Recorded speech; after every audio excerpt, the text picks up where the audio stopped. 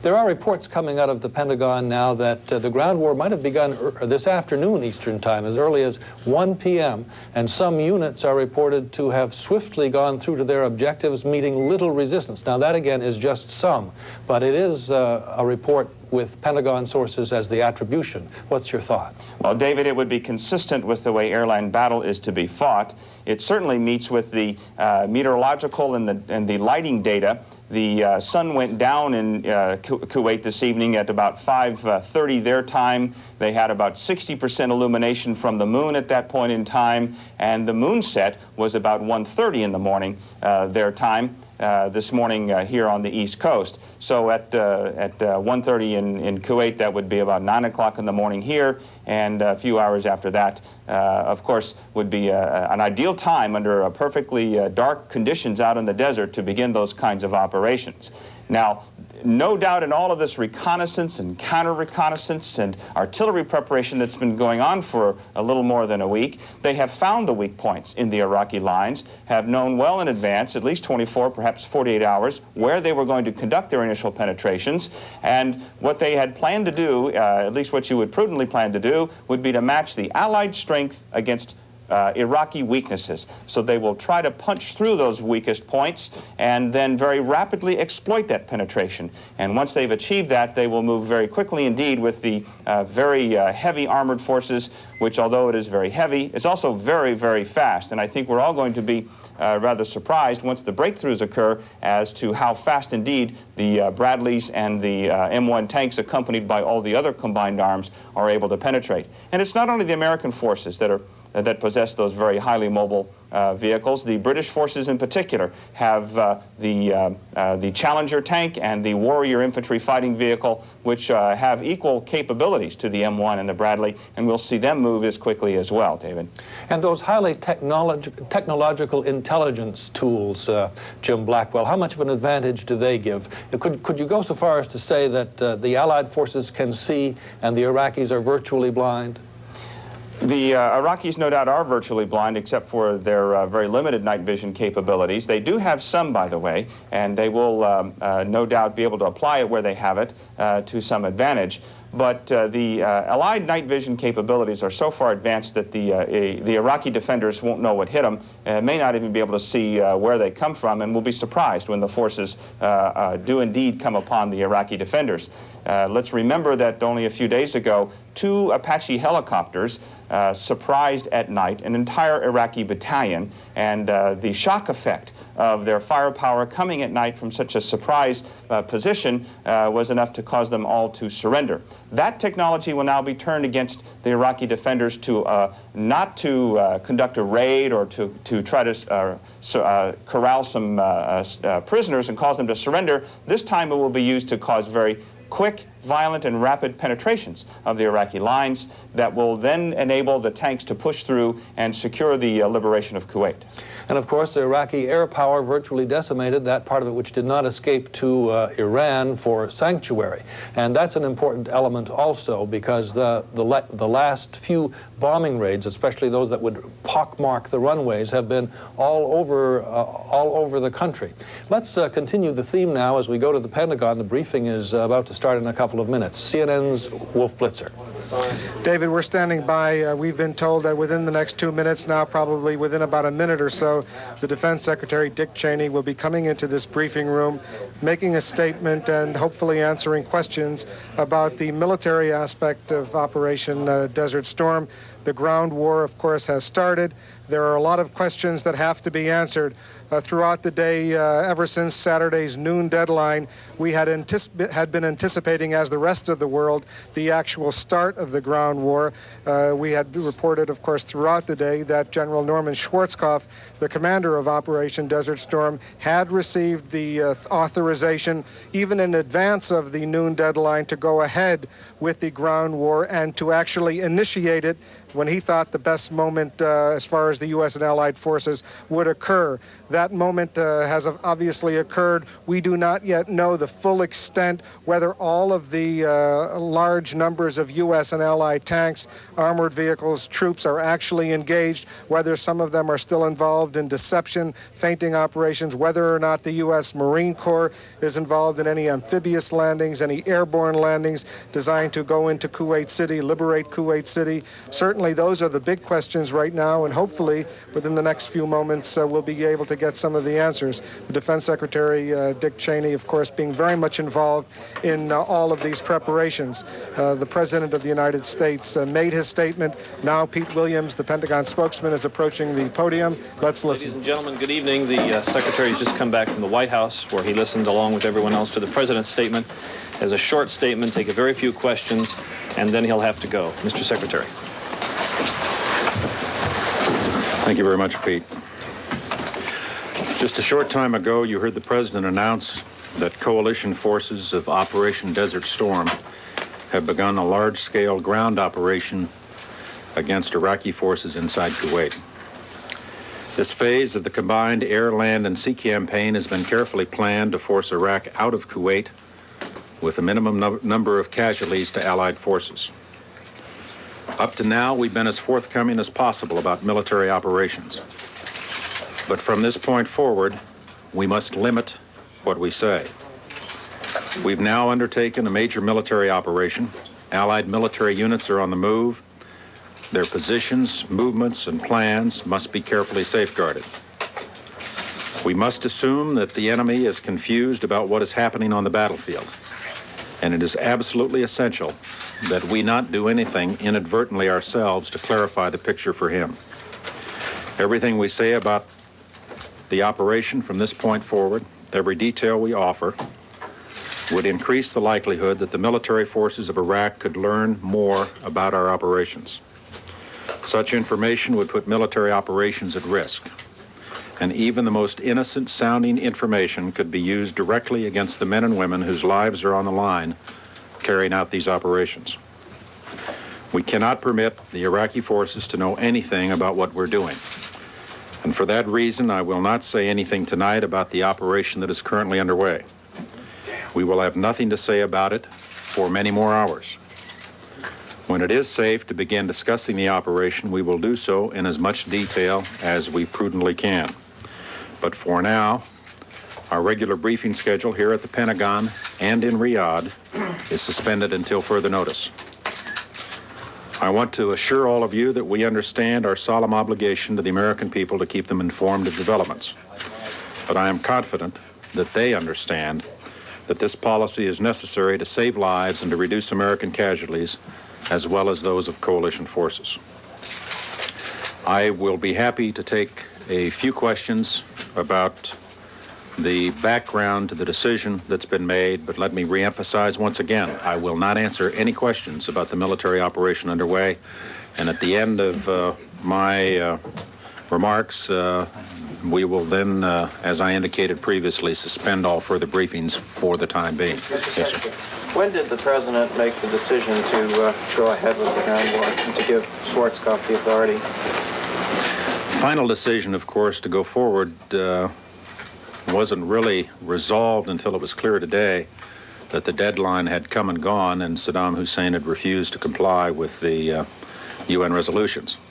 But this has obviously been a massive undertaking with hundreds of thousands of people involved, enormous logistical planning, a great deal of preparation required to undertake this kind of operation. So for some period of time now, we've had a planning date and a planning hour that was selected by General Schwarzkopf based upon when he believed his forces would be ready, based upon when he felt we would have accomplished all we could with the air phase of the campaign by itself, based upon preparations of the coalition forces, and that became a planning date.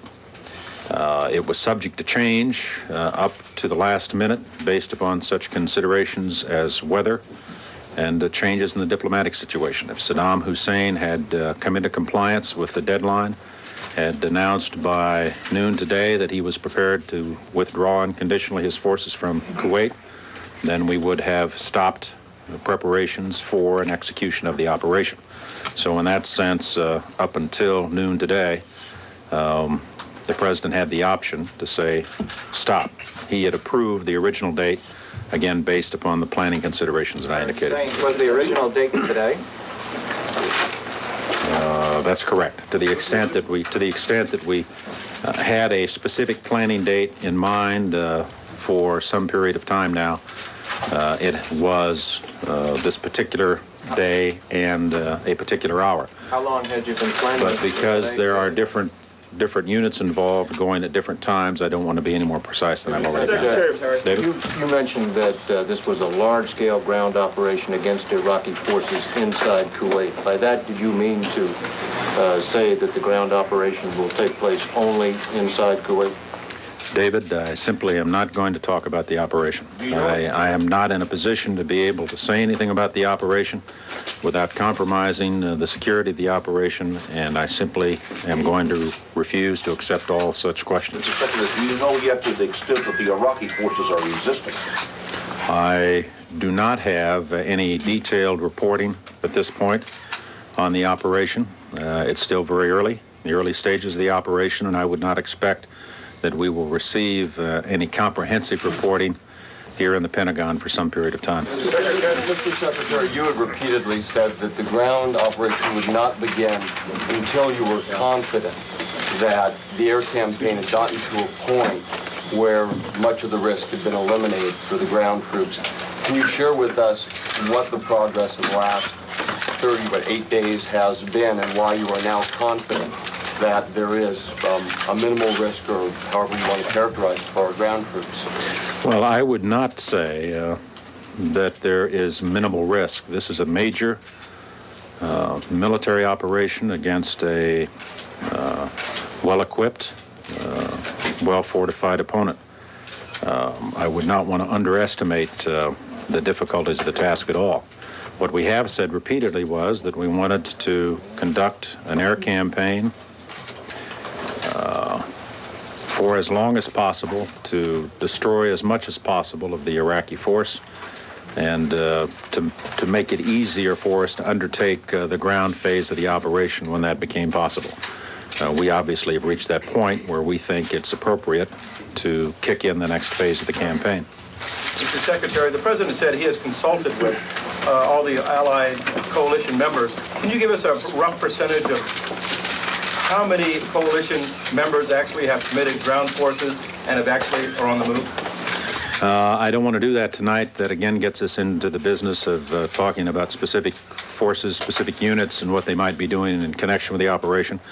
A significant number of our allies are, in fact, participating in this phase of the campaign. Can you tell us about the process of consulting with them, or at least informing them before we went ahead with the ground initiative? Can you give us a little bit of a sense of the reaction as you told them we're going in? There's really been work at two levels. There's been work at the military level between General Schwarzkopf and the other commanders in the field in terms of planning the details of the operation and preparing the forces to carry them out.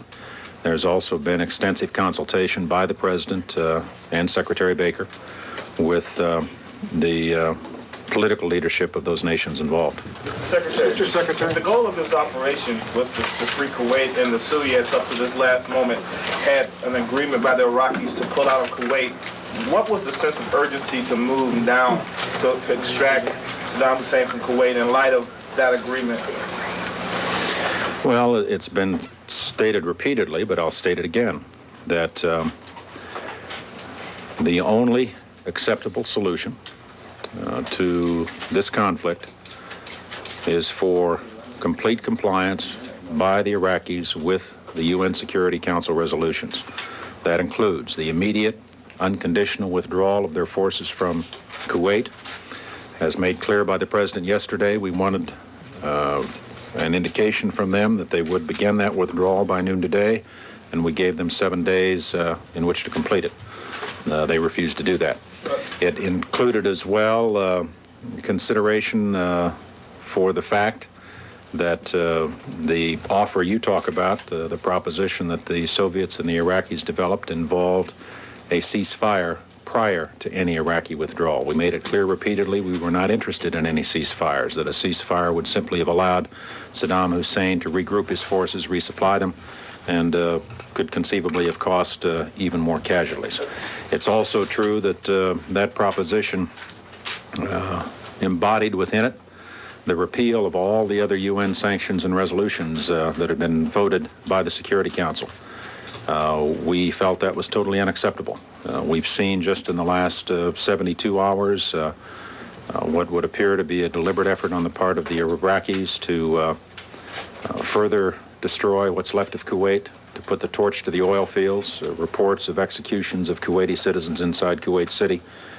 And under the circumstances, the notion that Saddam Hussein should be permitted to get away scot-free without being held accountable for his actions or without having to pay reparations, for example, was unacceptable from the standpoint of the coalition.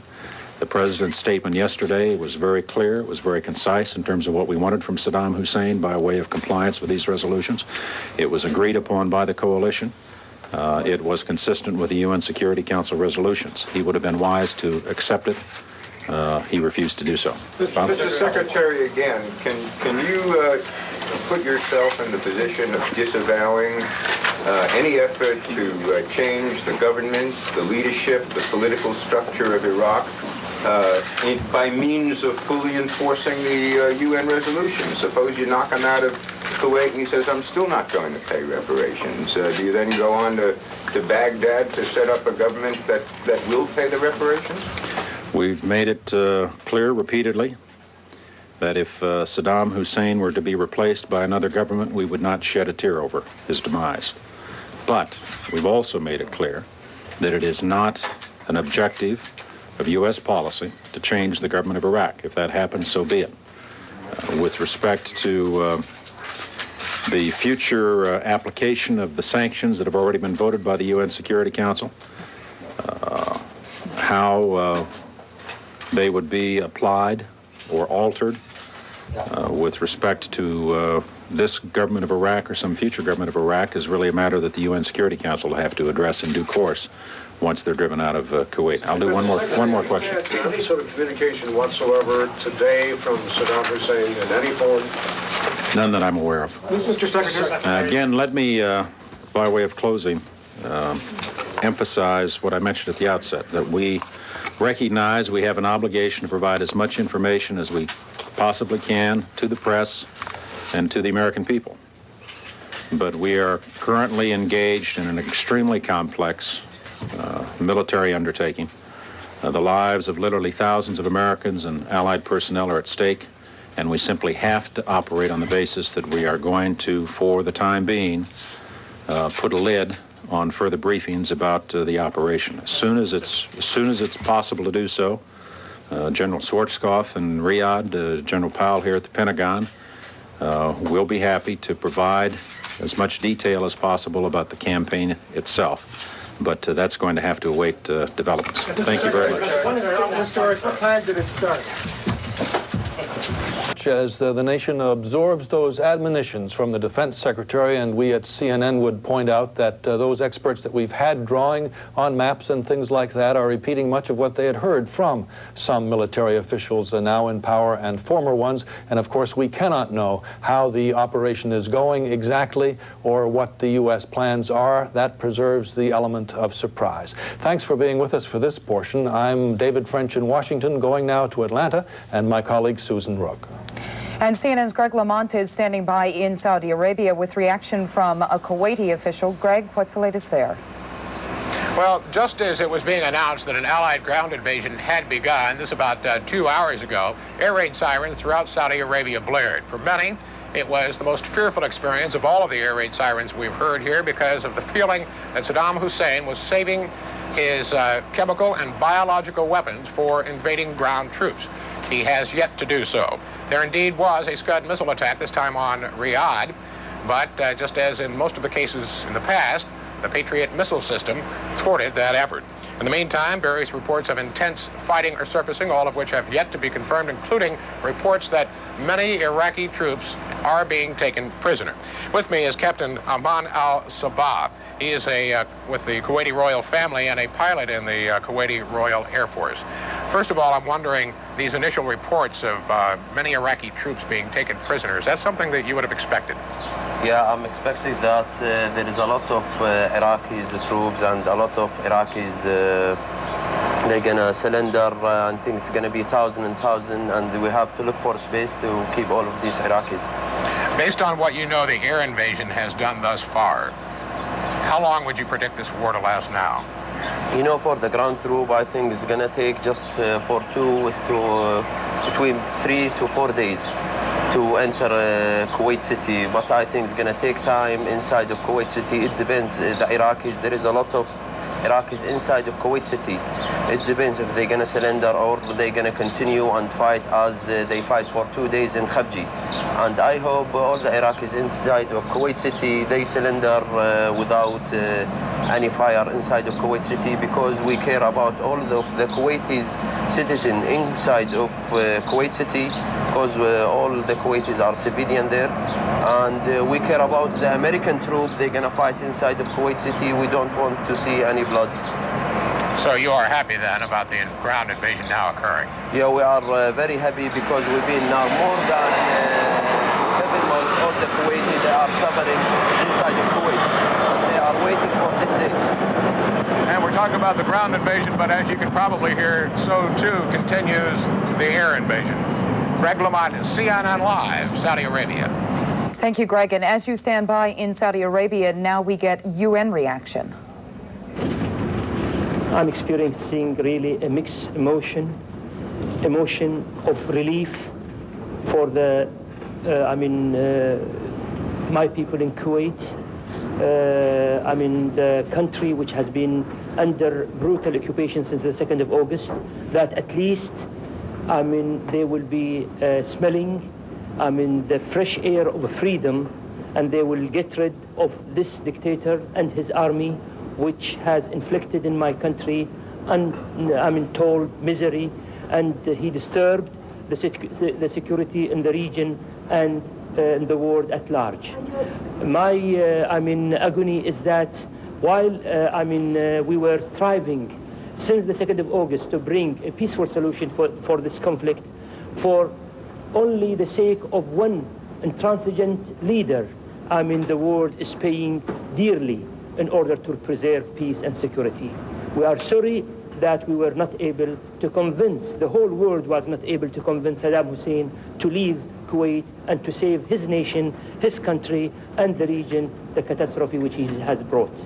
I think that this is the best evidence that this war is not anymore connected in absolutely any manner with the UN, that is entirely a US war, a George Bush war maybe, but it is not only an attack against the Iraqi forces, but certainly an attack against the Security Council and the UN and so on. Are you very disappointed? Are you shocked and surprised, or did you expect this to happen? Well, we expected something like that. We all expected like that, but of course it will be better to avoid this and to have a peaceful solution. Reaction from ambassadors to the United Nations. Now to CNN's Richard Blystone, who is standing by in Tel Aviv. Richard? Good morning from Tel Aviv.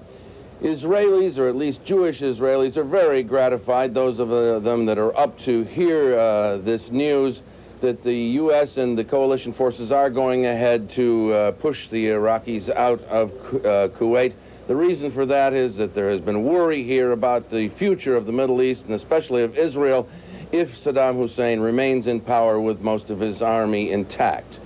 With us this morning is retired Major General Menachem Meron, who has participated in most of Israel's major wars during its history. General Meron, thank you for coming to be with us. What are your thoughts this morning, especially after hearing Secretary Cheney? Well, first of all, I think that he is right of putting the lead on details about the land warfare. Secondly, I think that although he was very cautious and saying that we have to be a little bit, we have patience in order to get more results, the results, good results, will come sooner than we have thought. Although the land warfare is much more complicated than the air warfare alone, because that includes land and air, of course, and probably the war fog is much thicker at the beginning, but the softening up of about 5 weeks it will show and will give it results. And I think that the land forces will be as successful as the air warfare. Now, in this kind of war, General, if it doesn't go very fast, does that mean it may go very long? No, it does not necessarily so, because the breaking through, it may take a little bit longer, and then the collapse may come quite quickly. I have full confidence that the General Schwarzkopf has all the means at his disposal to carry on a very complicated and finally successful campaign. Is this a kind of blitzkrieg? Well, he has at his disposal all the elements of a blitzkrieg, and the area is suitable for a blitzkrieg unless he decides to go and attack, frontal attack, which I think he will not do.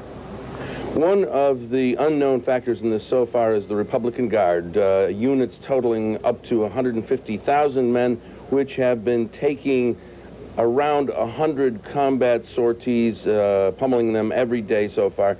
What do you think their ability to fight will be? Well, I think that apart from the material destruction, which is around 30–35%, the morale of the units that have been continuously under heavy air attacks cannot be very high. And I would say that many of them will be very glad to finish this war alive.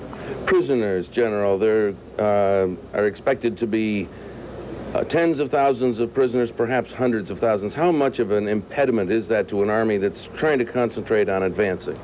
Well, sometimes it's a problem, especially with our kinds of forces that we have want and we are willing to treat prisoners in a humane way. But there are special units allocated to that, and I don't think that that will pose a big problem. Do you think Israeli officials will be saying much about this war as it goes on until there's finally a resolution?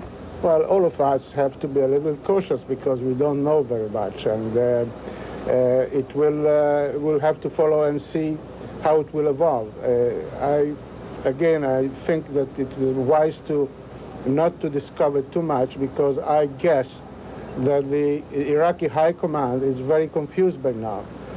Among other things, the warfare will include jamming of all their communication systems. If it was not damaged already by the very long air attacks.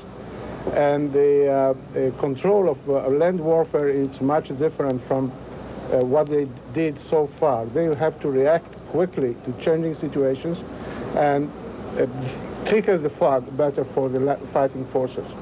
Let me ask you this. There are rumors and reports that Israeli forces have been given the go-ahead to join the campaign, at least insofar as suppressing or interdicting the scud sites in western Iraq that the Israelis have wanted to go after so far.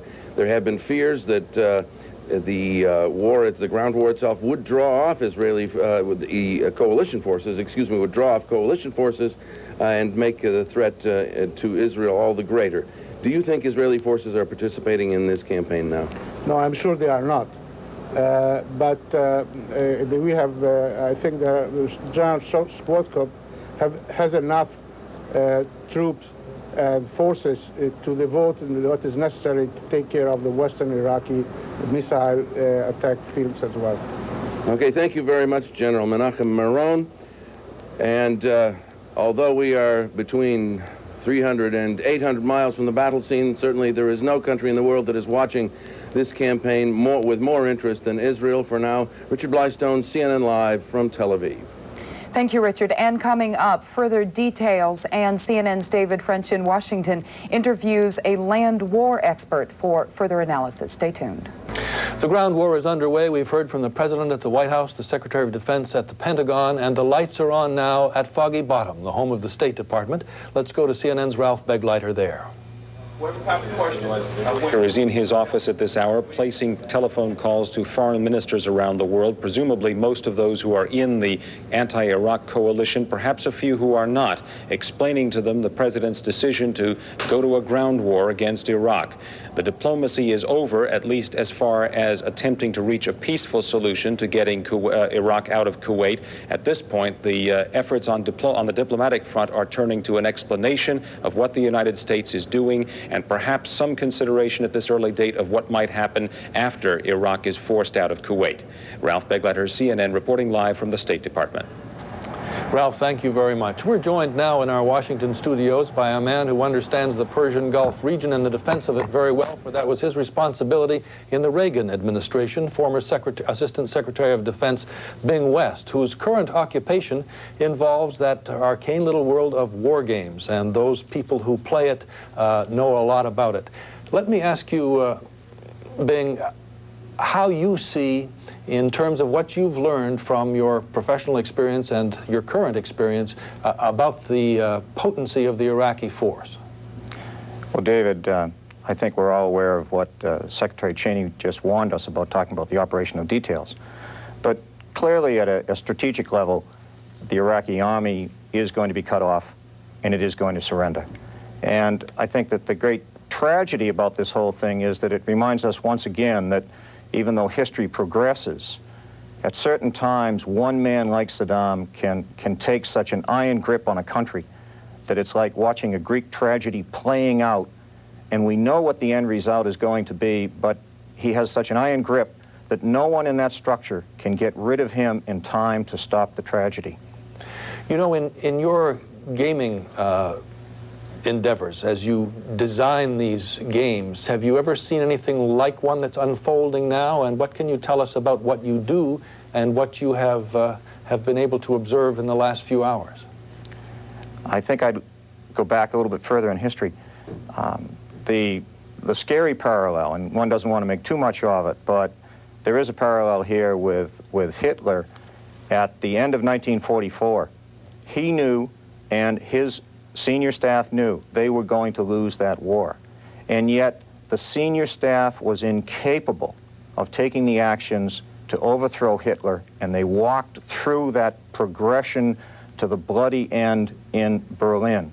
And one would hope that something would take place that would stop this progression until that Iraqi army is surrounded and has to surrender, but there's no evidence that that will happen. And we see from some reports that have come earlier, not revealing any operational secrets or anything because this has already come out, the Iraqi soldiers who were closest to the border had guards behind them with guns to keep them there, mines in front of them to keep them from going that way. A very scared, frightened force without terrible powers of communication back to the top. A one-way street. Well, that's right. And in all the firefights that I was involved in with the Marines in Vietnam, we never had a situation where 200, 300, 400 North Vietnamese would just surrender. And we're seeing a lot of that over there now, even at the early stages of the campaign.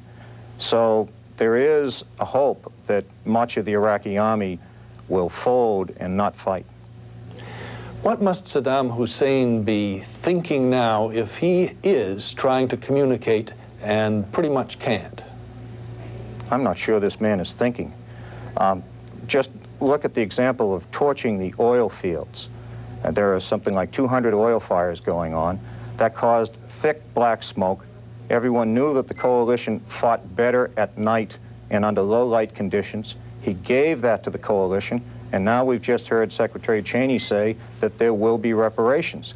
These are not the actions of a man who is thinking logically. How do you weigh a word like reparations against the atrocities you've just described? I mean, does the world even have a mechanism to exact a toll? When this war is over, most likely there will be an enormous number of prisoners. But beyond that, far beyond that, the only way in which Iraq can be reconstructed is if there is the export of oil from Iraq, and that has to go through two pipelines. One major pipeline going through Turkey, and the other one going through Saudi Arabia. Good luck to the Iraqis trying to work that out. Think they'll be cut out of the economics of the region for a good long time to come? That is, I think, what is being suggested by some of the innuendos that Secretary Cheney makes when he's talking about reparations and peace and security in the region. Okay, and we understand why he can't say much more to us tonight, and perhaps not for a few days. We'd like to thank Bing West, the former Assistant Secretary of Defense. Susan. David, as we have been getting further insight and analysis of the ground war, CNN's Mike Chenoy has further details of Iraq's elite Republican Guards. It will be the biggest mission of the Allied drive to free Kuwait, overwhelming Saddam Hussein's Republican Guards.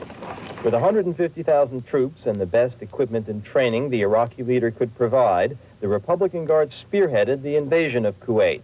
Now they are dug in along the Kuwait-Iraq border, behind the frontline Iraqi troops. And despite suffering nearly 5 weeks of round-the-clock bombing, analysts believe they remain Saddam Hussein's last best defense against an Allied attack. I suspect that the Republican Guard, however much it's bombarded from the air, will fight very hard. I think they will inflict a lot of casualties if they take on the Allies in the field, and I think this is one of the greatest concern of the Allied commanders now. The Republican Guards, by their very nature, are a credible fighting force, probably the best force that they have in the inventory of the Iraqi armed forces. The Republican Guards have a proven record in combat.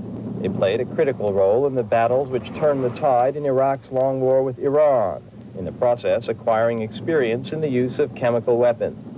They operated in a chemical warfare environment. The battlefield was saturated with chemical artillery. However tough a fight the Republican Guards put up, most analysts agree the overall outcome is not in doubt. The Allies are just too strong.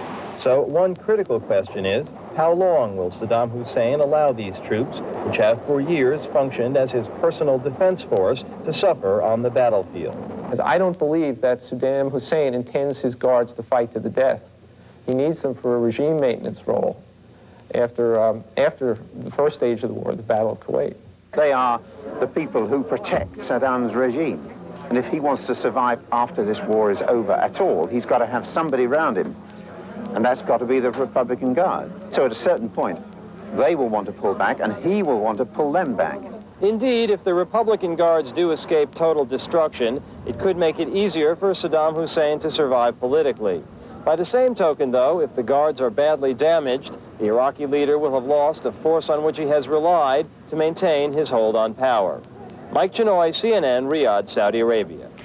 As we know, an American library is a wonderful thing. Can you imagine walking into one and asking, is there a book, If War Comes, How to Defeat Saddam Hussein?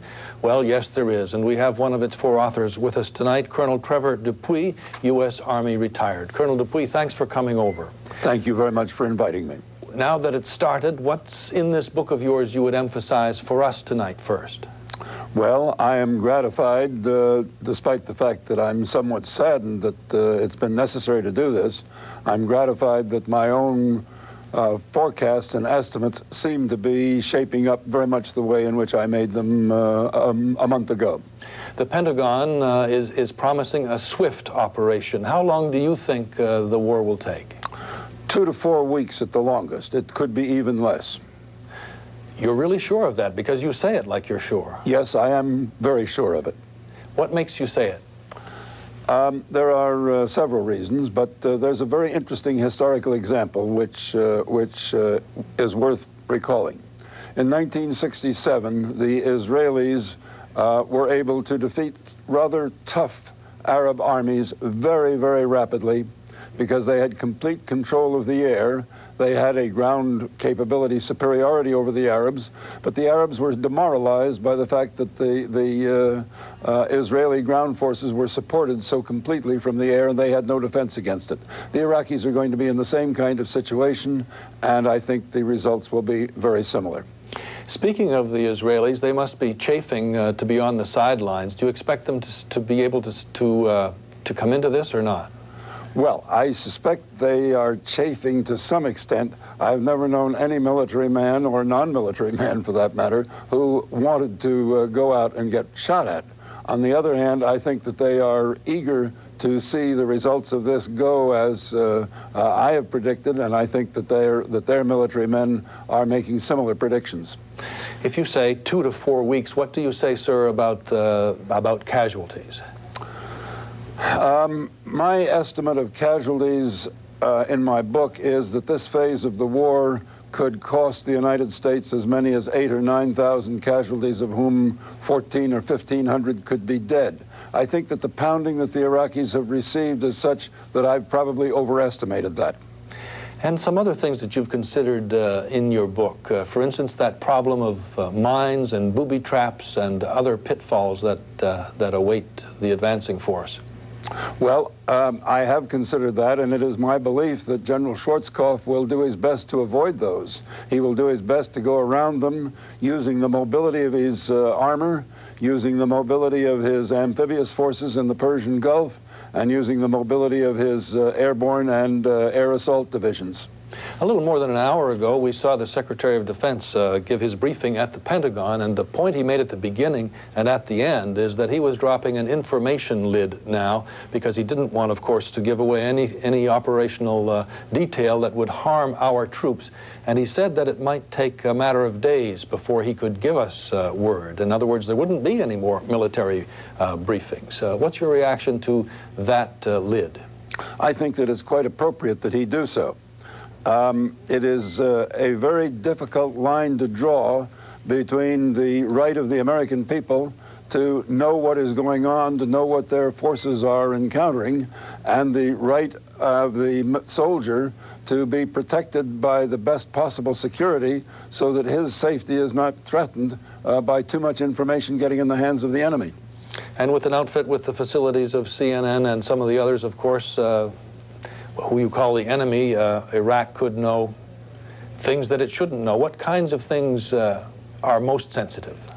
Well, the locations of units, the directions that units are moving, the strengths of units, the relationship of timing of movements of units, all of these things are matters that could be very quickly give information to a qualified intelligence officer and enable him to tell the commander so that the commander could move troops to meet those threats.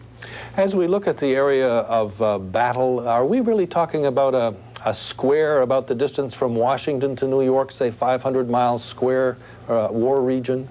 Yes, we are indeed, because I think that the troops that are going to carry out the mobility activity that I've suggested a moment ago from the west, the armored forces, are probably going to make quite a movement to the west of Kuwait into the desert before they go further to the east. Fortunately, I know nothing of the plans, so anything that I say is merely my speculation, the sort of speculation that I put in my book.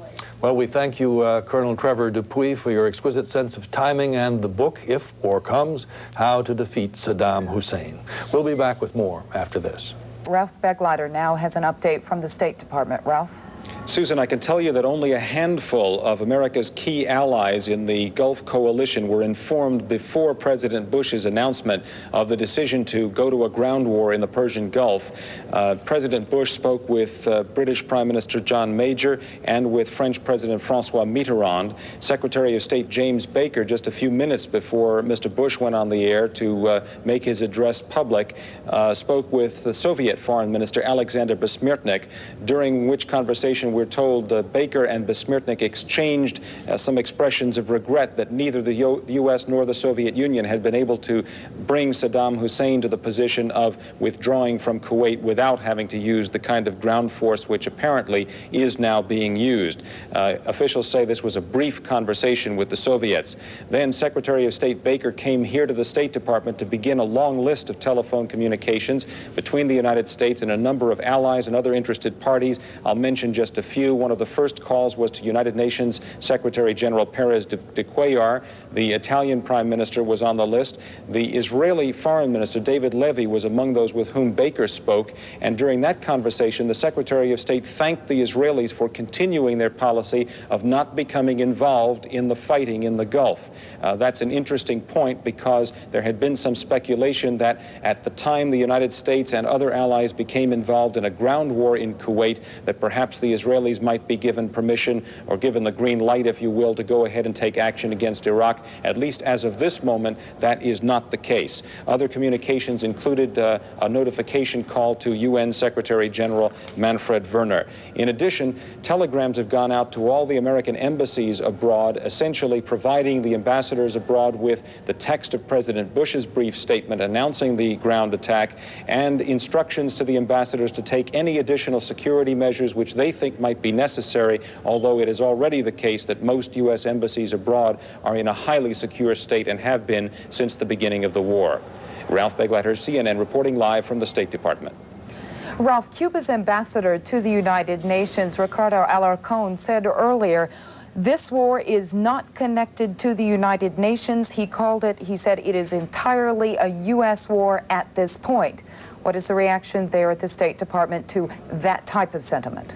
Well, I can't tell you what the official reaction is, but I can be pretty certain of what it would be. The Cuban ambassador obviously is choosing to ignore the fact that the United Nations specifically authorized all of the nations now engaged in combat against Iraq to take whatever action is necessary, including the use of force, to get Saddam Hussein's troops out of Kuwait. And it is under that mantle that President Bush is leading the international coalition against Iraq in the military attacks that are now presumed to be going on. It is true, however, that the United Nations did not specifically authorize any individual military action, either the ones that began on January 16th, nor the ones that are presumed to have begun tonight. All right, CNN's Ralph Begleiter keeping us up to date with the very latest from the State Department.